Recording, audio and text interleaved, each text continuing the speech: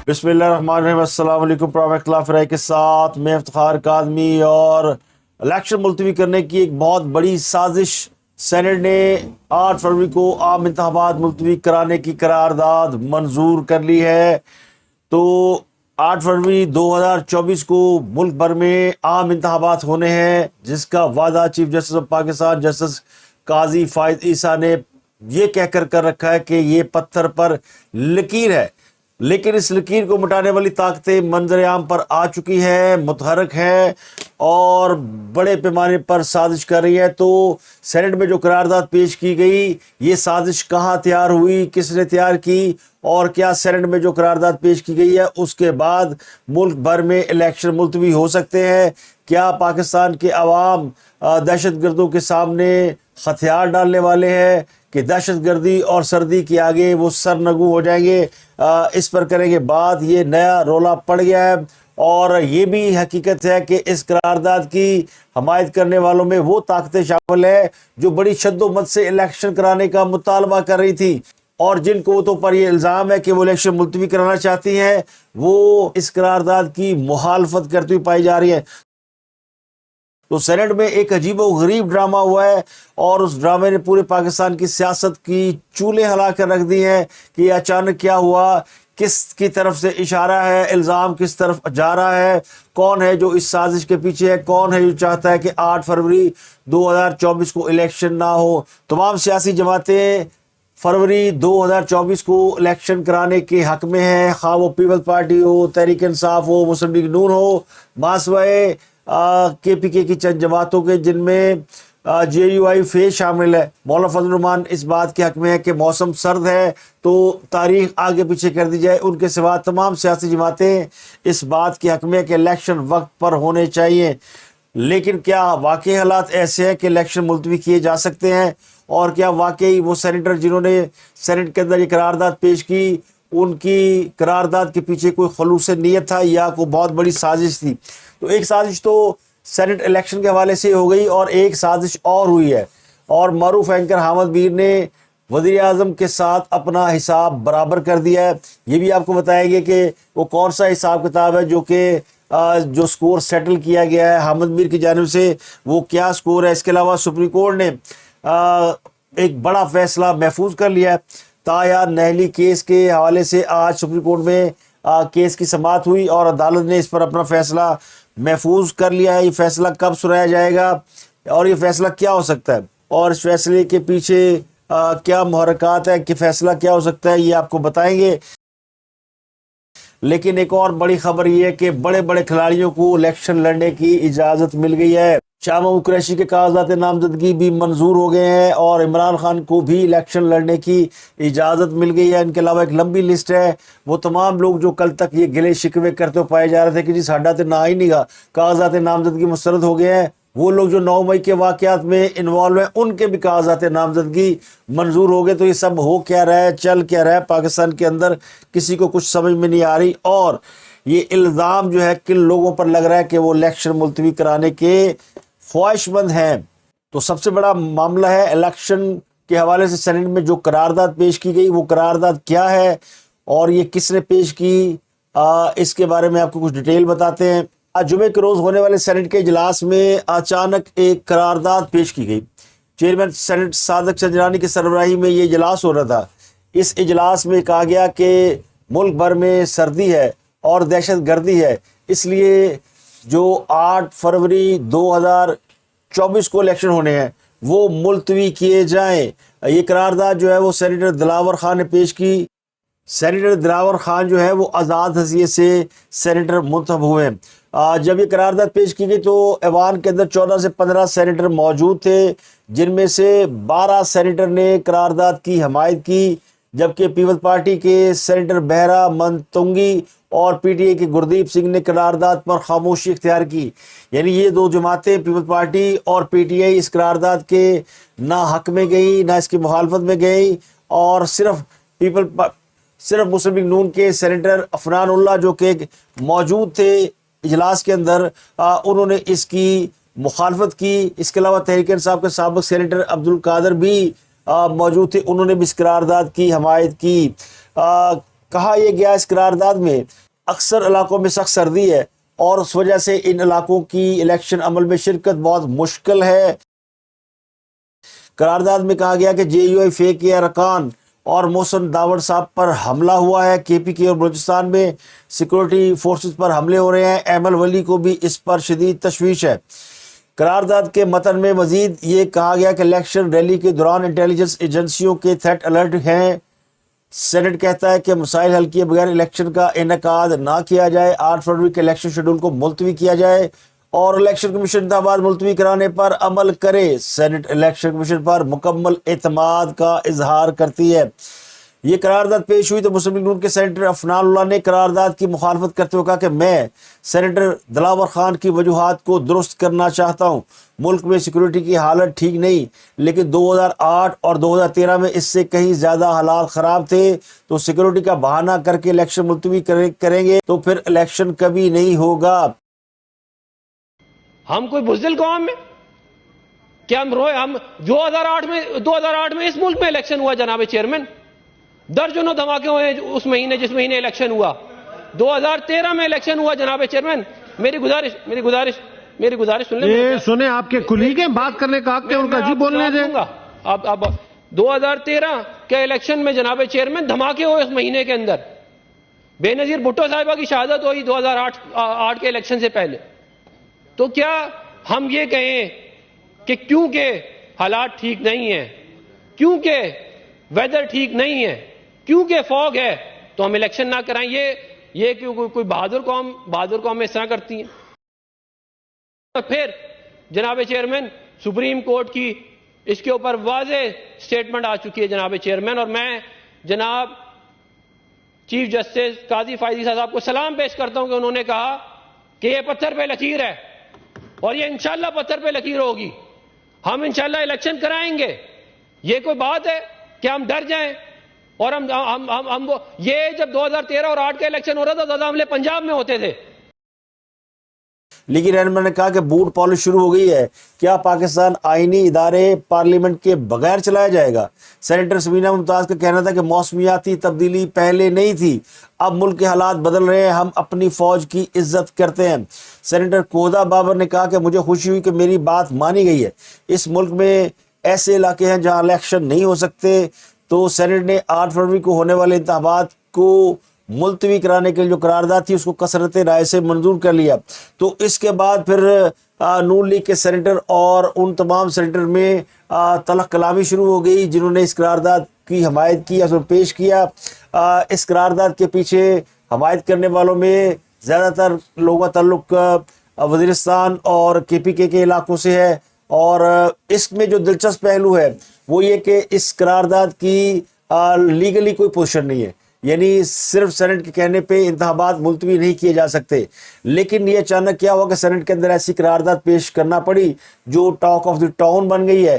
حامد میر صاحب نے اپنے سٹیٹمنٹ میں کہا ہے کہ وہ موجود تھے وہاں پہ، اور جب یہ سب کچھ ہوا اور یہ چیئرمین سینٹ کے کمرے میں بیٹھ کر ساری پلاننگ ہوئی، ان کے بقول اس سے پہلے تمام سینیٹر اپنے اپنے علاقوں میں الیکشن کے حوالے سے ایکسائٹمنٹ کا اظہار کر رہے تھے کہ جلد الیکشن ہوں گے تو وہ الیکشن کانٹیسٹ کریں گے۔ لیکن جیسے چیئرمین سینٹ اٹھ کر گئے ہیں اور ان کی غیر موجودگی میں جو سینیٹر پیچھے رہ گئے تھے انہوں نے وہ قرارداد جو چیئرمین سینٹ کے سامنے پیش کر دی، اور اس کے حوالے سے حامد میر صاحب نے جو سکور سیٹل کیا وہ یہ کہتے ہیں کہ یہ موجودہ وزیر اعظم انوار الحق کاکڑ، جن کو انہوں نے ایروگنسی کہہ کر ان کو ایکسپلین کیا، یعنی ان کا کہنا ہے کہ وزیر اعظم جو ہے پچھلے کچھ دنوں سے بہت ایروگنٹ ہے اور وہ اپنے حلقوں میں کہتے پھر رہے ہیں کہ الیکشن 8 فروری کو نہیں ہوں گے، حالانکہ یہ بات کہیں بھی وزیر اعظم نے کوٹ نہیں کی۔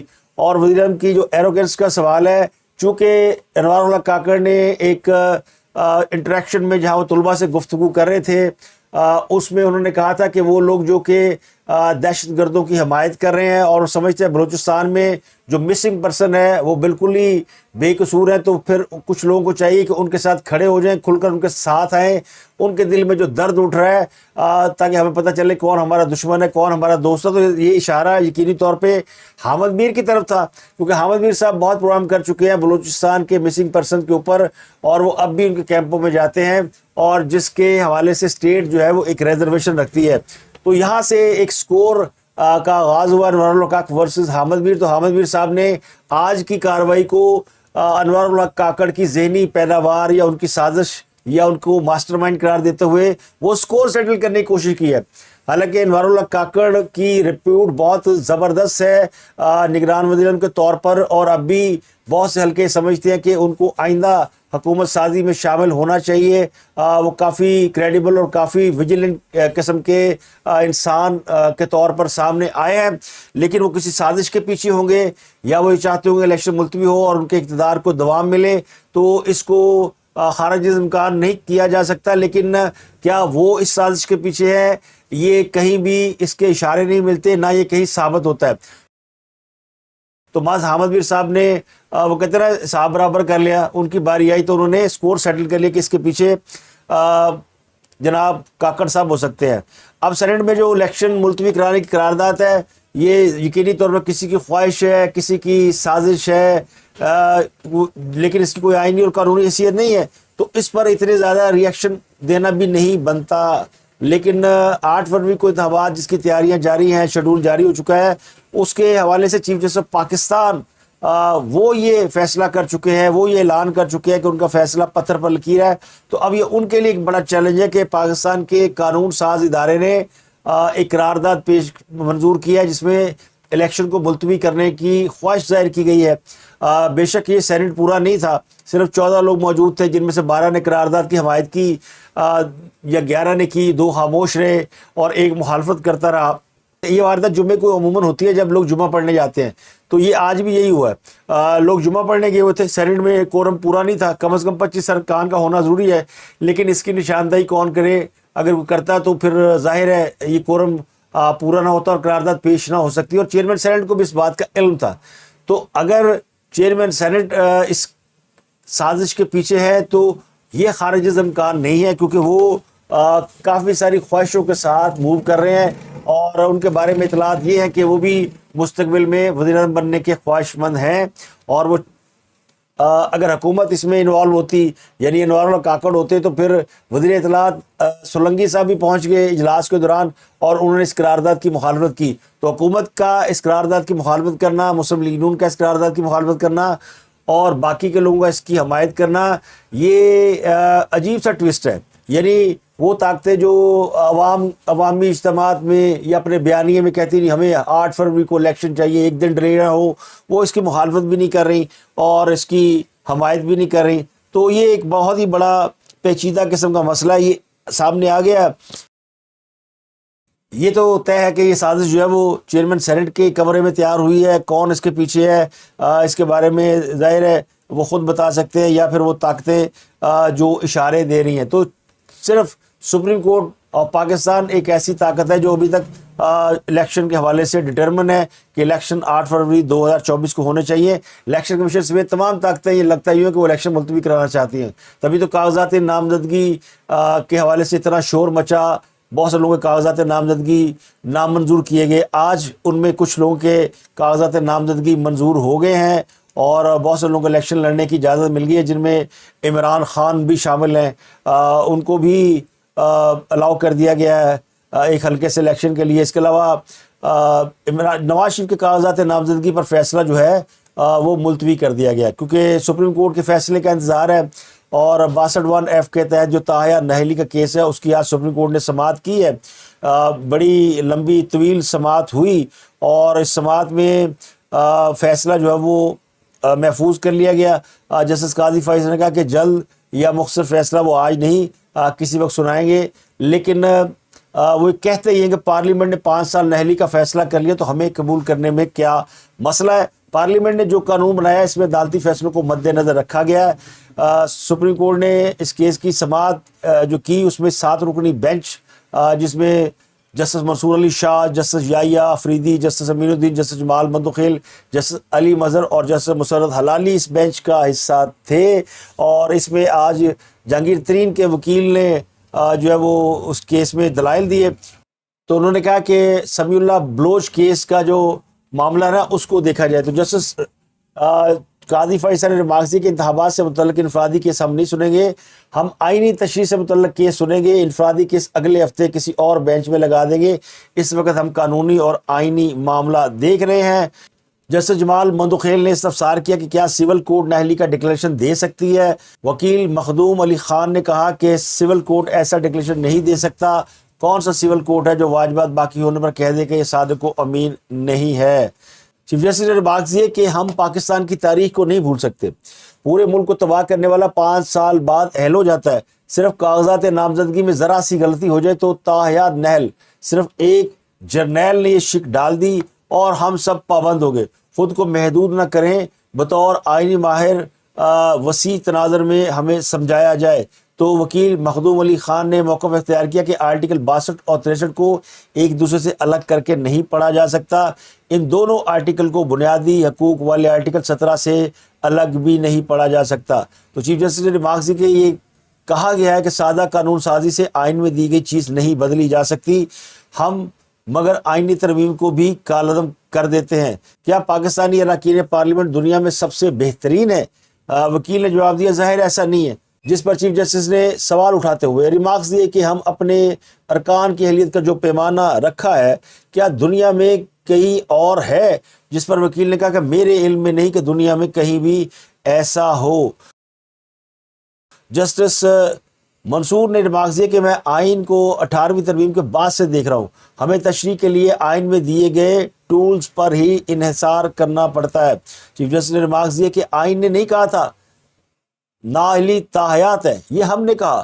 کوئی قتل کر کے لواحقین سے صلح کر لے تو معاملہ ختم ہو جاتا ہے، کاغذات نامزدگی میں کچھ غلط ہو جائے تو تاحیات نائل کیسے ہو جائے گا؟ کاغذات نامزدگی میں پوچھا جاتا ہے آپ کے پاس کتنا سونا ہے، اگر سونا رکھنے پر درست نہ بتایا جاتے تو تاحیات نہل کر دیتے ہیں۔ تاحیات نہلی کی کوئی منطق تو ہونی چاہیے۔ جسٹس جمال خان مندوخیل نے ریمارکس دیے کہ عوام کو فیصلہ کرنا چاہیے کہ کون صادق اور امین ہے۔ جسٹس مسرت حلالی نے ریمارکس دیے کیا ایک شخص کی غلطی سے پورا حلقہ متاثر کیا جا سکتا ہے؟ مخصوص کیس کے باعث حلقے کے لوگ اپنے نمائندے سے محروم کیوں ہوں؟ چیف جسٹس نے ریمارکس دیے کہ اس کیس پر لارجر بینچ بنایا گیا تھا تاکہ سوالات کا جواب مل سکے، لیکن معاملہ الجھتا جا رہا ہے۔ چیف جسٹس نے یہ کہا کہ 5 سال نااہلی کی مدت کے قانون سے پورا پاکستان خوش ہے، کسی نے 5 سالہ نااہلی کا قانون چیلنج نہیں کیا۔ چیف جسٹس نے ریمارکس دیا کہ اچھا ہو یا برا، پارلیمنٹ کے بنائے آئین کی تشریح کرنا ہمارا کام ہے، چاہے ہم قانون سے اتفاق کریں یا نہ کریں، مگر ادھر ادھر کیسے جا سکتے ہیں؟ ہم پارلیمنٹ کو نہیں بول سکتے کہ اس طریقے سے قانون بنائیں یا اس طریقے سے بنائیں، یہ ان کا کام ہے۔ پارلیمنٹ نے جو قانون بنایا اس میں عدالتی فیصلوں کو مد نظر رکھا گیا۔ تو چیف جسٹس نے اس کیس کا فیصلہ محفوظ کر لیا اور یہ بتا دیا کہ فیصلہ کسی وقت سنا دیں گے، لیکن آج اس کا فیصلہ نہیں سنایا جائے گا۔ تو یہ کیس بھی تاحیات نہلی والا معاملہ بھی تقریباً کنکلوڈ ہو گیا اور اس کو اگلے 24 سے 48 گھنٹوں میں اس کا فیصلہ سامنے آ سکتا ہے۔ اس کے علاوہ بڑی خبر عابد شیر علی کے حوالے سے ہے۔ مسلم لیگ نون کے رہنما عابد شیر علی کے ارتداد دہشت گرد کی عدالت نے بیلیبل وارنٹ جاری کیے ہیں اور پولیس کو حکم دیا کہ انہیں گرفتار کر کے 11 جنوری تک پیش کیا جائے۔ ان کے خلاف اراضی فراڈ کیس میں دھمکیاں دینے کا الزام ہے۔ تو فیصل آباد کے ارتداد دہشت گردی کی عدالت میں اس کیس کی سماعت ہوئی اور استغاثہ کے مطابق سال 2022 میں ایس پی مدینہ ڈویژن نے عابد شیر علی کو اراضی فراڈ کی تفتیش کے لیے بلایا تھا۔ عابد شیر علی سے پولیس سمن کی تعمیل کروانے گئی تھی، لیکن کانسٹیبل امتیاز کو ڈرایا گیا اور ایس پی آفس کو آگ لگانے کی دھمکی دی گئی۔ عدالت کی جانب سے عابد شیر علی کو اپنی صفائی کے لیے 4 جنوری کو طلب کیا گیا تھا۔